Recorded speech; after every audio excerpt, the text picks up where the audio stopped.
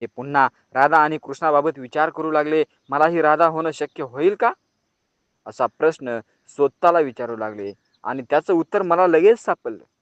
नाही, मी राधा होऊ शकणार नाही. राधा कृष्णाच्या कथेत अनेक संदर्भ होते, गृहीतक होती आणि गोलाकात पुनर्मिलन होणार याची खात्रीही होती.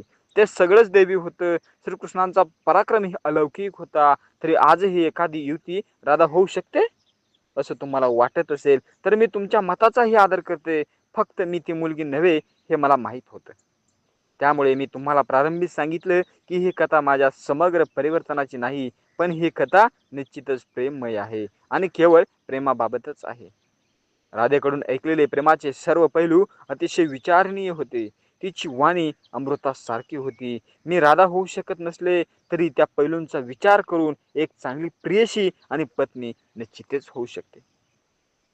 तरी त्या पैलूंचा विचार करून एक चांगली प्रेयशी आणि पत्नी निश्चितच होऊ शकते. हा आत्मविश्वास माझ्यात होताच, आताही